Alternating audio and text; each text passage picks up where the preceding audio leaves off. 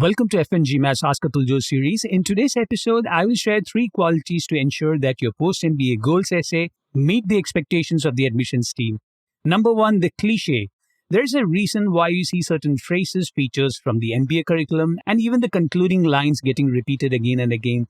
They are good clichés because they work. Schools expect you to reiterate motivation for an MBA in some form. So applicants mention it either at the start or the end, or some even repeat it twice to emphasize the motivation. But then there are bad cliches like marathons for American applicants, cricket for anyone from Commonwealth nations or the Indian subcontinent, or musical instruments for anyone from Southeast Asia. It's a bad cliche because the opportunities to orient towards the obvious extracurricular are so tempting that not many applicants think about it from a long-term perspective. But you can't change the past. Recently, I had a conversation with an applicant from a Commonwealth country who mentioned cricket as an interest. But when he shared his role in managing a cricket club, we had an extra angle to explore. So bad cliches can also be turned around if you explore all angles and see how your contribution has impacted the stakeholders.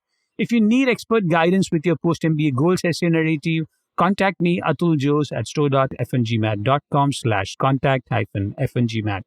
Number 2, the specifics. This is where consultants can be of huge help. There is a certain personal branding that is required for you to stand out from hundreds of other applicants with similar backgrounds or interests or volunteering experience. One way consultants like me do that is by closely evaluating your journey, your strengths and your weaknesses, and connecting it with experiential learning, 1 or 2 student clubs, or with an event type where you had experience either organizing or contributing.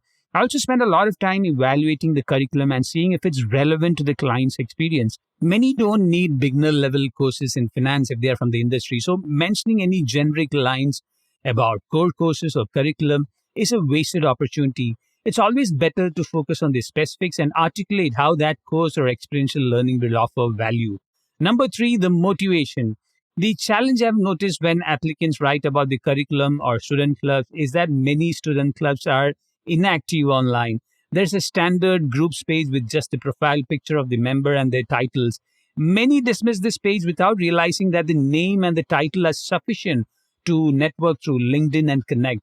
Current students and alumni of M7 and even T10 schools are extremely courteous with replies and they will respond to your questions. It's always important to capture something unique about the classroom experience or experiential learning from the current student and the brand value from an alumnus. Even a line or two about a unique aspect of the program will reassure the admissions team that you have the motivation to research further and learn about the program.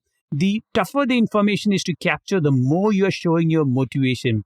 No generic lines about motivation will match the real research that you do with networking and visiting the campus, preferably sitting in a classroom for a lecture.